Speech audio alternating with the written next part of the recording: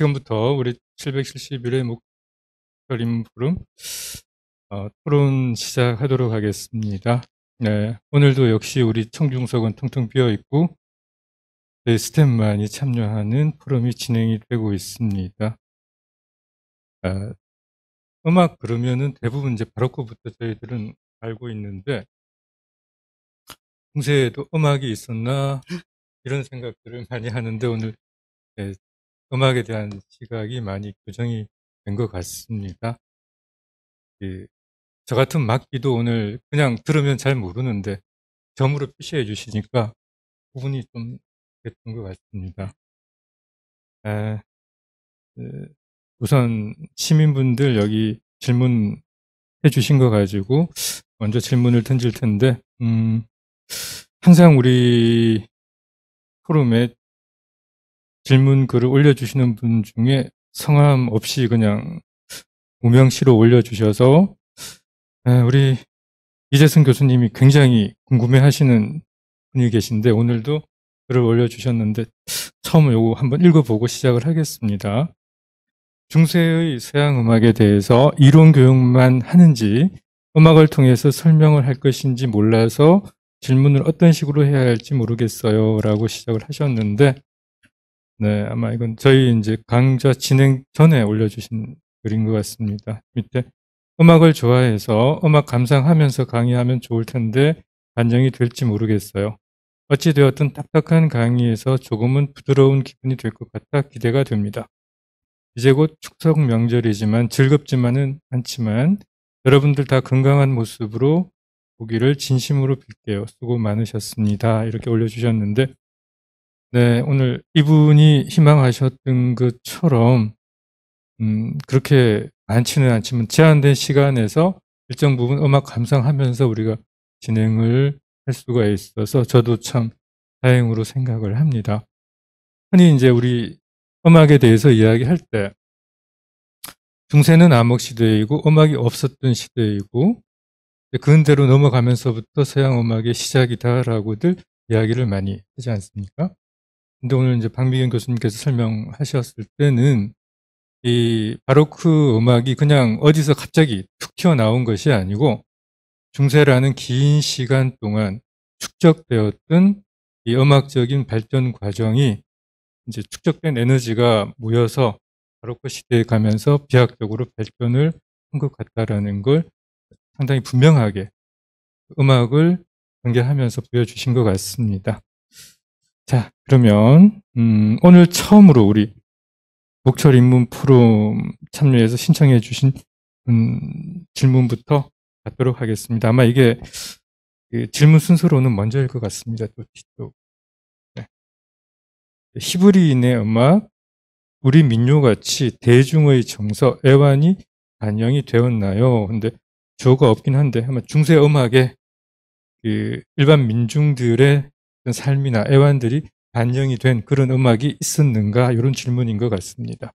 오늘 이제 교수님께서 설명해 주신 건 쭉 성가 중심으로 이렇게 설명을 해 주셨고, 발전 과정에서 이제 성부가 나뉘면서 해석적인 내용들이 들어갔다라고 이렇게 말씀을 해 주셨는데, 제가 질문을 조금 바꿔보겠습니다. 그러니까 중세에 이런 그레고리안 찬트 같은 성가 이외에 일반 민중들이 자신들의 어떤 삶 속에서 즐겼던 그런 음악이 있었는가? 여기서 이제 히브리인 이렇게 대상을 놓고 상상을 하고 이제 이 질문을 하셨는데 제가 이제 히브리인이라고 딱 물으니까 정확히 그 유대인이 히브리인이죠. 유대인의 역사에서 보면 자기네 땅을 잃고 상당히 오랫동안 딴 나라로 이렇게 이산되어서 여기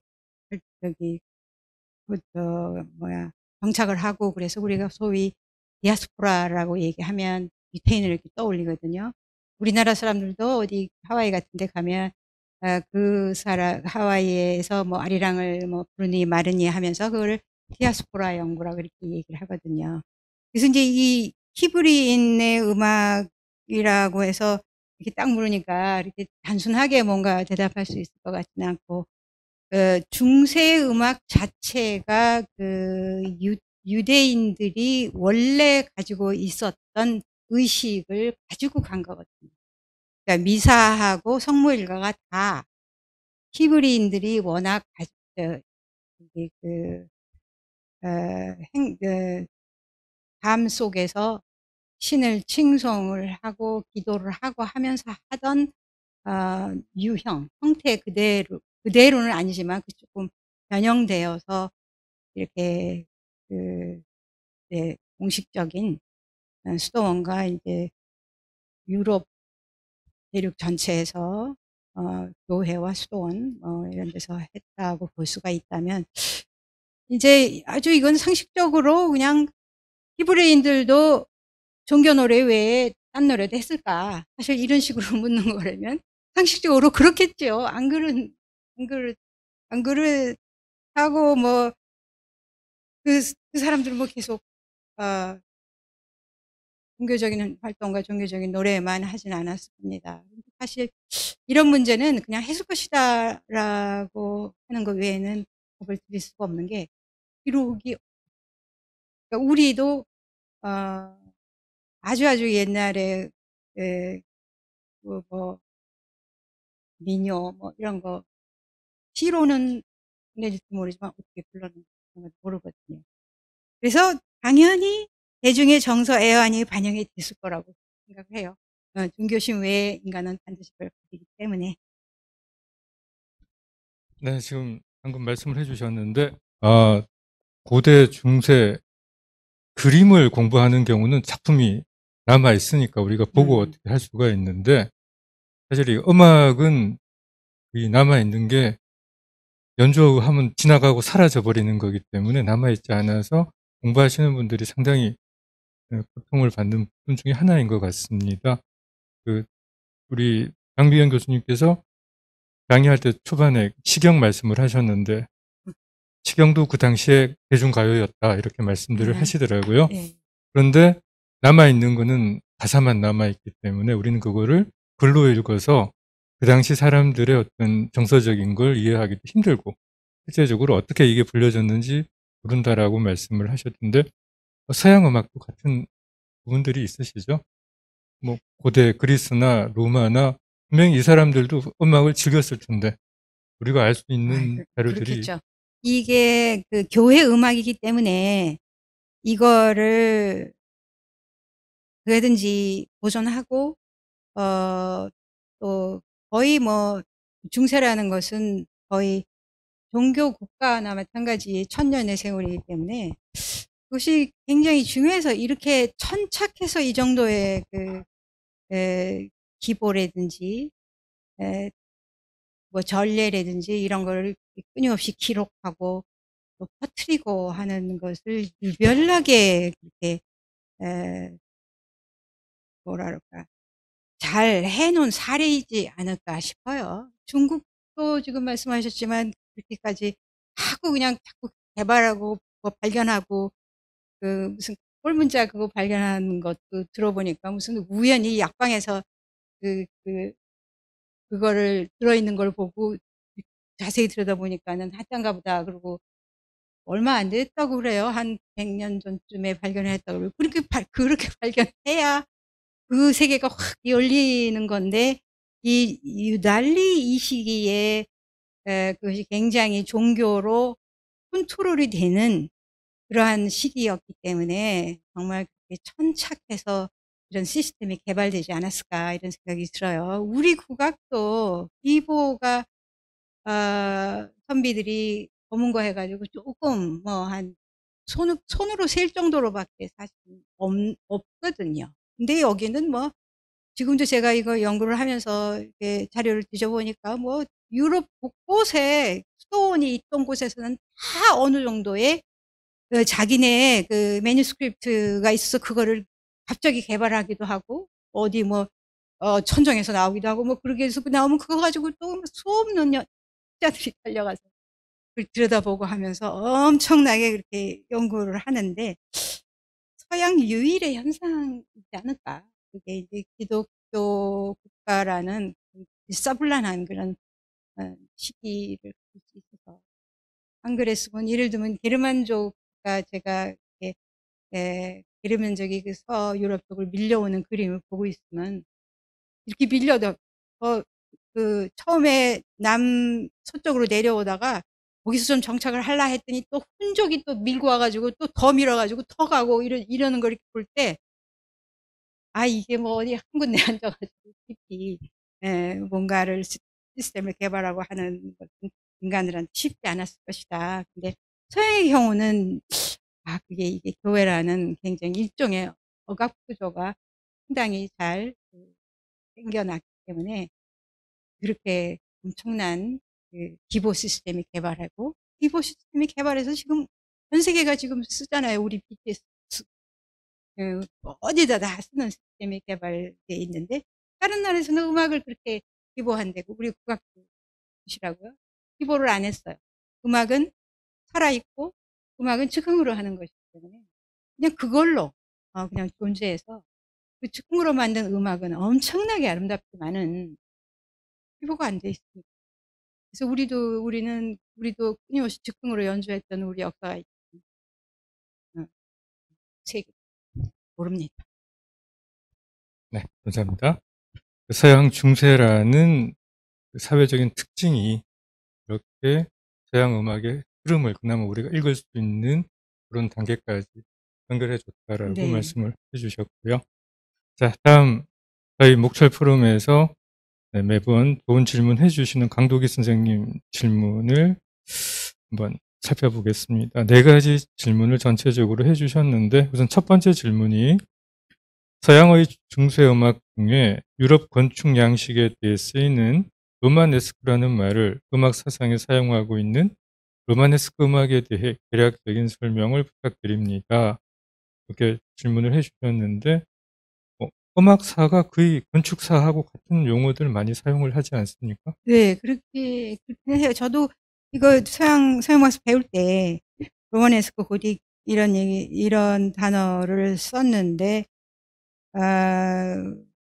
그 같은 흐름에서 그 시대의 음악이 어땠는가를 찾아보면 결과는 얻을 수 있겠죠. 그죠? 그런데 이게 로마네스크하고 가장 연결돼서 설명이 되는 게 고딕 성당 같은 거 하면 고딕 성당, 로마네스크는 훨씬 그렇지만 고딕 성당은 이렇게 뾰족한 어떤 그런 것 때문에 아까 제가 그 소개한 음악 중에 그 아름다운 사성부의 자스킨 드프레이의 모텟 이전에 했던 그 약간 이렇게 키가 불협화음이 이렇게 있어가지고 이게 어디로 가는지 잘 모르겠다.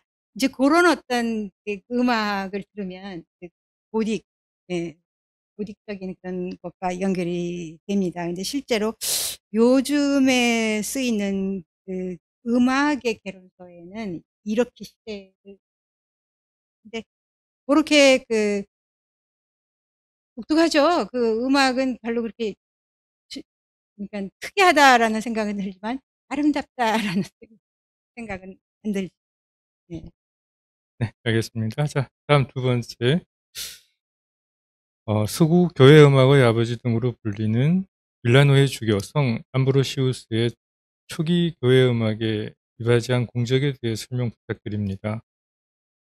네, 성 암브로시우스 밀라노 그 주교. 뒤에 네. 질문하고 거의 같네요. 이게 지금 밀라노 아까 제가 사실은 굉장히 그 많은 이번 강의를 주면서 많은 시간을 보낸 것이 그 앞부분에 있었던 사진을 5장으로 구성하면서 줬다 뺐다를 넣었다 뺐다를 수없이 한 이유는 아주 적합한 게 없어서 그랬습니다. 그러니까 로마 제국이 망하고 그다음에 이제 그 게르만족이 내려오면서 이제 형성된 어떤 세계가 무엇인가라고를 전달을 해야 되는 그 목적 때문에 이렇게 설명을 학생들한테 안 해봤기 때문에 근데 거기에 이제 이렇게 그 넓은 유럽 대륙에 그 십자가들이 곳곳에 꽂혀 있지 않습니까? 근데 이제 그 얘기를 하면서 그 후에 잠깐 언급한 게 뭐냐 하면 거기에는 다 지방색이 있습니다.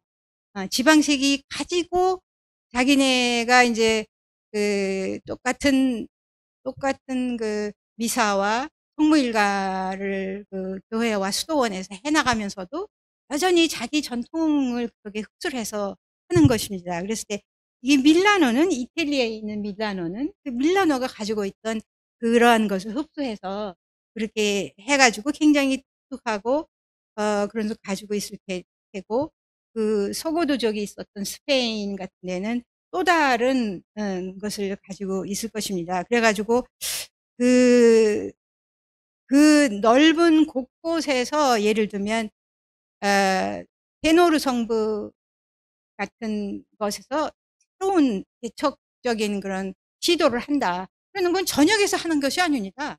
뭐 어느 지역에서 어느 수도승들이 독특하게 이렇게 한 것이라서 이제 그런 것이 사실은 중요하지. 이제 밀라노의 전통 우리가 얘기하면 우리 한국식으로 얘기하면 진도 음악이 되면 진도 음악의 역사를 살펴보려면 그걸 보지만 우리 전체 흐름을 봤을 때 그것이 이제 이 안으로 많이 안 들어오는 그런 면이 있습니다. 그래서 밀라노 쪽에 이제 그 음악의 역사 쪽에서 살펴보면 이게 이제 그레고리아 성가가 특히 또 다른 그 옆에 스페인 지역의 성가든지 아니면은 게르만 지역의 성가든지와 어떻게 다른지 뭐 이렇게 저기 살펴볼 수 있는 좀 더 구체적으로 들어갈 수 있는 분야에서 그럴 수 있는 내용 것입니다. 네, 이 부분도 그 중세 서양과는 국가라고 하지만 대부분 이제 장원을 중심으로 그쵸. 이어지기 네. 때문에 지역별로 지역색이 굉장히 강하고 이런 지역색은 현재까지도 이어지고 있는 부분이 많이 있지 않습니까? 그러니까 그런 그래서 지역성을 가지고 있으면서도 이렇게 통일해서 다 하겠다는 또 하나의 힘이, 두 개의 힘이, 그렇게, 그러니까 얘를 다 죽여서도 또 안 되는 것입니다. 원래 가지고 있는 네. 전통을. 근데 이제 그대로 또 다 지각금 하게 되면 통일성이 없으니까 그거를 이제 사실은 들고 앉아가지고 같이 그 의미를 찾는 일이 이렇게 중요합니다. 그래서 서양음악의 개설서 같은 데 보면 이렇게 밀라노 성가 이렇게 얘기하면 그 밀라노 속에서 그런 얘기를 했구나. 그렇지만은 전체 흐름에서 볼 때 이제 그 의미를 찾아서 쓰면 거기에 있는 것이지만 그다음에 그것을 넘어서서 자세히 뭔가 그 역사를 찾고 하면은 거기에 있던 수도승들이 지금은요. 사실은 제가 사실은 보고 놀랐습니다. 그 수많은 수도원들이 가지고 있는 자료들을 다 지금 끄집어내서 그걸 또 다 노래도 해보고 그걸 또 연구도 해보고 그거를 웹사이트를 열어가지고 그냥 수없이 쌓여져 있고 막 이래가지고 그 서양 음악을 그렇게 연구를 또 진행을 하고 있길래 이건 또 새로운 영역이다 그러는 걸 느끼는 것 같아요. 그래서 그리고 그 사람들이 그 당시에 9세기에 했었던 음악을 이제 악보를 거기서 끄집어내 가지고 그거를 그대로 또 재현을 해보니 그 음악이 얼마나 또 이상하게 들리니까 우리가 자스킨 드프레가 200년 후에 아름답게 만들어 놓은 건 들을만한데 그 중간에 어딘가에 만들어 놓은 거는 그마이 못 듣겠어서 그거는 정말 이 사람들이 정말 학자구나. 그 이상한 건데도 그걸 끄집어내 가지고 악보를 해석을 해 갖고 노래를 불러 가지고 유튜브에 올려 수없이. 그래서 이런 질문하신 강 선생님도 굉장히 관심이 많으신 것 같아요. 그렇게 밀라노의 수도원 같은 거 웹사이트 운영하면서 그러면 좀 들어보기도 하고 이렇게 해서 우리 쪽에서도 또 관심을 그렇게 증폭시키면서 실제로 아마추어이지만 연구를 할 수도 있고 우리 학자들은 그렇게 안 들어가요. 우리는 지금 서양음악, 서양음악 또 국악도 해야 되겠고 뭐 세계음악도 해야 되겠고 그러니까 이제 요런 그 연구가 강력하게 이렇게 구성이 돼 있지 한국에는 구성이 돼 있지 않습니다. 근데 뭐 유럽은 요번에 보니까 아직까지도 그렇게 새로 발굴해 가지고 그거를 또 합창단을 끌어 가지고 그 이상한 음악을 여기다 안 올렸어요. 그 올려놓은. 자기들 전통이니까 아마 뭔가 전통이니까 엄청나게 하는 것 같아요. 그리고 대부분이 이제 서양음악을 보면 개설서에서 이제 그 밀라노에서 했던 어떤 사업이 중요하면 그게 들어갔다가 또 그다음에는 또 스페인에 어디서 또 들어갔다 이런 식으로 이렇게 들어왔기 때문에 밀라노 성가에서 자세히 설명해달라 그러면 이제 제가 공부해가지고 알려드릴 수 있습니다. 그러나 좀 약간 관심을 알겠습니다. 증폭시켜서 열심히 찾고 흥미를 느끼고 이런 식으로 활동하시면 고맙겠습니다. 강 선생님, 재밌습니다. 예, 마지막 마지막 질문. 그게 질문이 오늘 강연하시면서 일부분 언급이 네, 되셨는데, 언급했죠. 네. 다시 한번 다성음악이라는 용어만 좀 간단하게 설명해 주시면 예, 좋겠습니다. 다성음악은 처음에 말씀드린 대로 단선율이 있기 때문에 있는 새로운 세계입니다.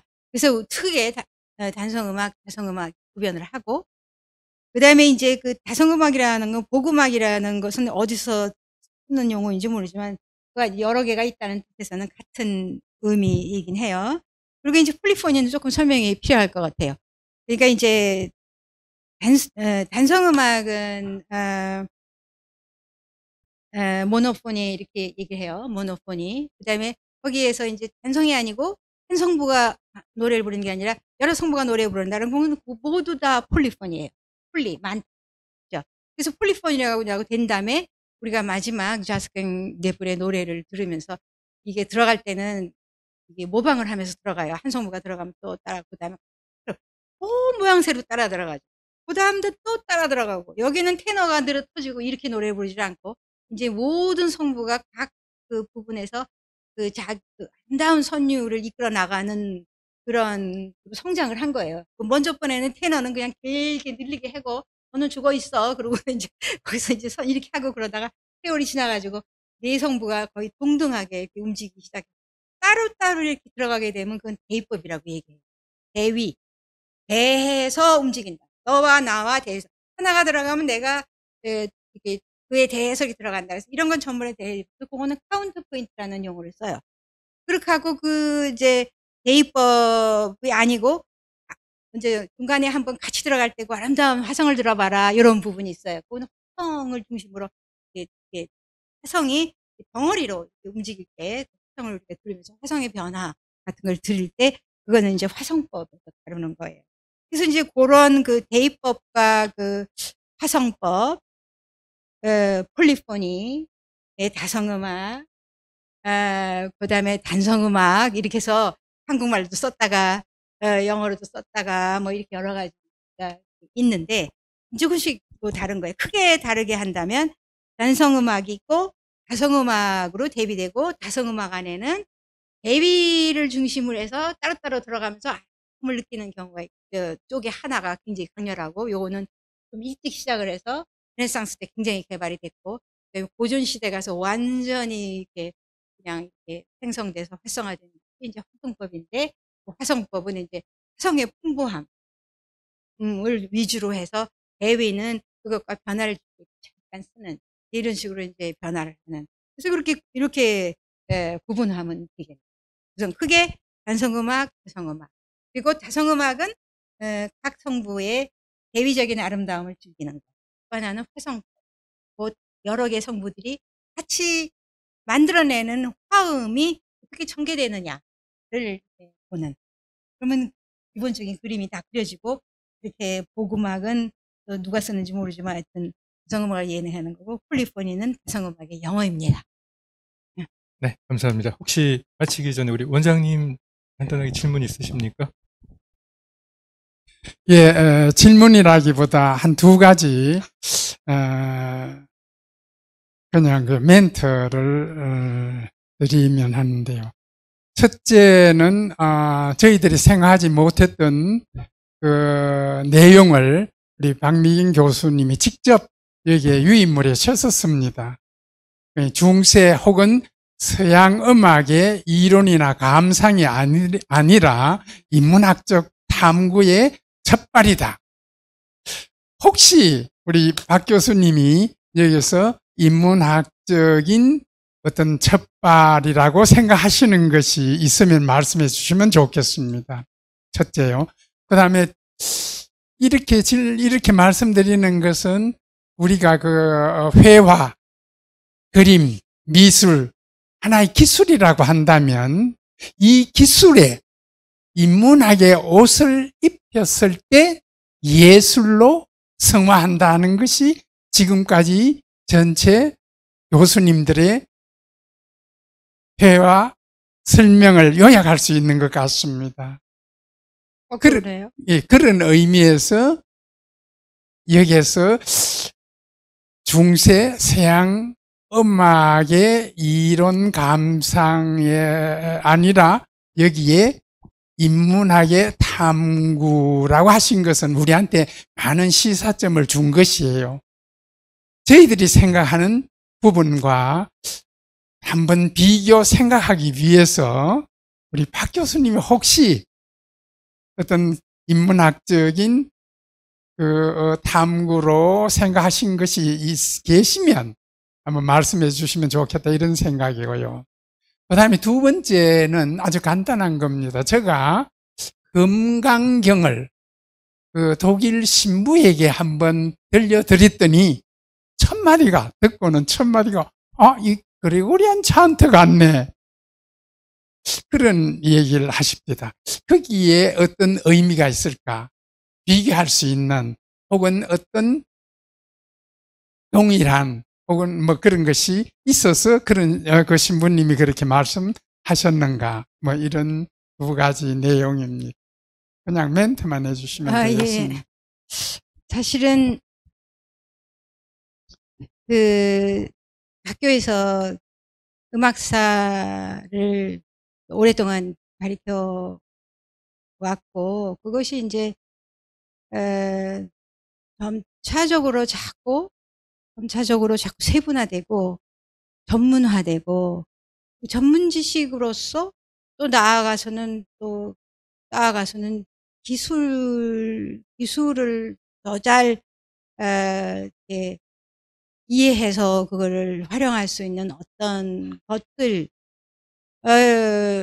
목표인 양 그렇게 음악사를 학생들한테 왜냐하면 그게 음악대 학생들이니까 전문인들을 키우는 것이기 때문에 전문인들의 유용한 방식으로 끊임없이 그렇게 가르쳐 왔다가 이제 은퇴를 하고서 지금 은퇴를 하는 이후부터는 이제 거의 21세기라는 새로운 세기를 많이 제가 생각을 하게 됐어요. 그래서 다시 안으로 계속 들어갔던 데서부터 거의 자꾸 그야말로 현미경으로 들어가서 보던 그 태도에서부터 완전히 끝없이 뒤로 지금 가고 있지 않나. 그래서 요즘에 자꾸 제가 학문적인 글을 써서 이제 학술지 싣는데도 보면 자꾸 크게 이렇게 보고 싶어가지고 큰 주제를 자꾸 쓰더라고요. 그전에는 뭔가 이렇게 내 전문에서 굉장히 독특하고 새로운 것 쪽으로 계속 그렇게 가다가 자꾸 들어가면서 요즘에 글을 쓰다 보니 아주 큰 질문, 음악학은 무엇인가도 질문을 해보고 또 음악학에는 어떻게 가야 하는가 보아하니 뭐 음악학도 완전히 산산조각이 나가지고요. 서양음악 하는 사람하고 국악하는 사람 같이 어울리지를 않아요. 그리고 음악하는 사람들은 전부 실증주의자들이라요. 지금 현재 일어나는 음악을 볼 줄도 모르고 볼 생각도 안 해요. 아직도 베토벤을 하고 싶어하는 사람이 많다고 말씀입니다. 그리고 요즘에 미치겠어요. 또 트로트가 그냥 대세니까 이게 지금은 학자랍시고 내가 이거를 어떻게 해야 될지. 그러니까 21세기도 지금 처음으로 보고 내가 21세기가 무엇인가 이런 논문도 썼어요. 지금 2, 3년 동안. 21세기의 음악이 무엇이어야 하는가 이런 것도 쓰다 보니 논문 쓰는 게 한 7개월쯤 걸리더라고요. 크게 잡으니까. 그러는 와중에 그래서 하여튼 이게 제 개인의 어떤 일종의 학자로서의 성숙성 때문에 뭐 그럴 수도 있겠지만 21세기 때문이지 않을까 싶어요. 그러니까 인문학적으로 얘기해야 된다는 것은 이게 뭐 중세에 이 오르간이 나왔다. 응, 알았지? 그 다음에 모테트가 그 다음에 나왔거든? 그걸로 다 채워져 있어요. 정말. 그리고 고단계는 누구, 고단계고, 그거는 누가 했으며, 그건 악보는 이런 게 있으며, 그렇게 하면 그냥 그걸로 시험을 치고. 그렇게 했는데, 벌써 지금 거기서 그런 데서 떠나서, 이제 우리가 너무, 이렇게 컴파트멘탈라이즈 된 학문을 이제는 깨고 총체를 봐야 되고, 총체를 보면서 다시 물어야 되고, 그리고 지금을 또 봐야 되고, 뭐 이런 것들로 다시 돌아오는 것이 저는 그 인문학적 탐구라는 용어를 썼습니다. 그게 뭐 인문학적 탐구 따로 있는 게 아니라, 그리고 다시 인간을 생각하고 지금 우리의 삶, 지금의 현재 아주 그래서 제발 좀 이제 실증주에서 떠나면 좋겠고 그래서 꽤 많이 썼는데 트로트 때문에 지금 완전히 또 촛불 먹어갖고 이거는 들고 앉아가지고 지금 또 몇 개월이 걸릴지는 어떻게 해야 되는 거지. 우리가 트로트를 가지고 얼마나 구박을 했습니까? 꽁짝이니 뭐. 그 학자들은 주로 그런 거 가지고 많이 얘기했거든요. 그 옛날에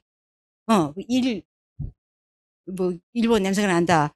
그리고 그냥 먼 거리에서 그러고 쏘습니다. 그럼 놔두면 될까요? 그러니까 이제 결국 학문이 지금의 인간, 저 100년 전에 저기 중국의 그 투동원에서 했다.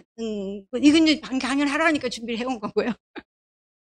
그보다 이제는 그런 것들은 너무 이제 그 인공지능이나 이런 것들이 잘 정리해서 이제 땅 치면 답이 나오는 그런 세상에 와서 이제는 지금을 보고 지금의 인간을 보고 통합적으로 보고 그럴 필요성이 있어서 이 강의가 조금 여태까지 이렇게 들은 강의가 좀 모르겠어요. 이렇게 그 사진 하나 있는 게 있는 거지 그냥 있는 게 아닙니다. 그 탑 있는 그거 찾느라고 온 동네를 뒤지고 안 보이니까 이게 제 생각에는 도대체 신성로마 제국도 뭔지 잘 모르는 상태로 이렇게 음악사를 가르쳤다라는 거를 새삼 느끼면서 그래서 그 인간을 썼고요.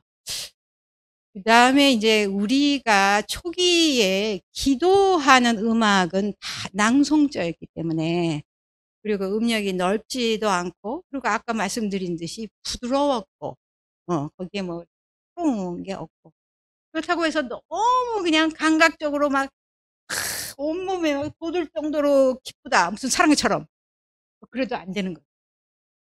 그러니까 느낌이 좀 그리고 대부분의 외국인들이 한국 음악을 모르는 사람들은 정말 몰라요. 그러니까 서양 음악을 모르는 사람은 전혀 모르듯이 이게 음악이요 랭귀지하고 같아요. 이게 뭐 음악은 뭐 만국의 언어다. 그건 거짓말이에요. 우리 가서 보면 꼭 만국의 그 무슨 뜻이냐면 서양 음악이 만국어 서양 음악이 만국 음악이다 이런 뜻하고 똑같아요.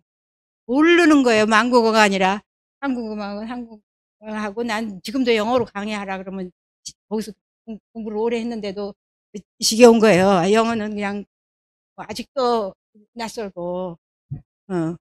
근데 이 음악을 아무리 해도 그런데 생전 처음 듣는 사람은 아주 장벽을 놓고 듣는 거나 마찬가지예요. 근데 그럼에도 불구하고 그 음악은 그 챈트 음악은 티베트 음악도 마찬가지예요.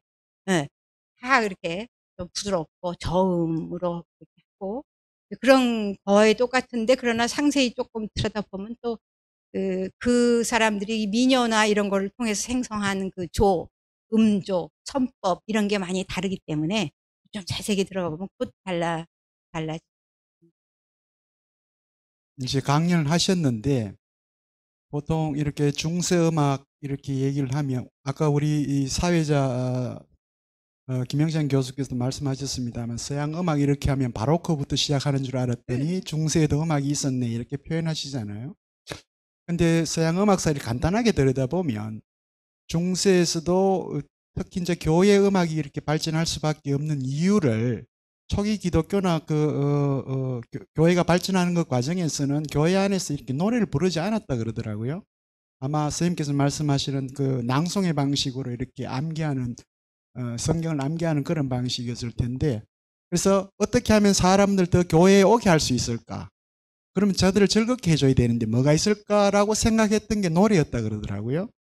그래서 노래로 시작을 했고 아마 그게 아까 그 질문 중에 나왔던 암브로시우스 같은 그 주교가 이탈리아에서 그렇게 했던 거라든지 뭐 스페인, 독일, 로마 다 다르게 그렇게 성가들을 이제 마련했는데 이게 이제 또 종합적으로 가면 노래에만 그치는 게 아니고 당시 교회에서는 이제 연극까지 심지어 뮤지컬까지 이렇게 하게 되는 그러면서 그 과정에서 서양 음악이 이 발단이 이제 바로크 음악으로 이렇게 넘어가게 되는 과정이 있다고 그러는데 아까 우리 이 원장님께서 말씀하셨다시피 그레고리오 성가 이런 걸 들어보면 꼭 불교 음악에 이 소위 금강경도 마찬가지고 화엄경도 마찬가지. 이 경전 소리 그렇게 크게 다르지 않다는 그런 느낌을 받거든요. 그런 의미에서 보면 고대 중세 이때는 지금 현대와는 또 다른 방식의 그 문화적 교류들이 있었기 때문에 실제 음악에서도 서로 영향을 끼치지 않았을까.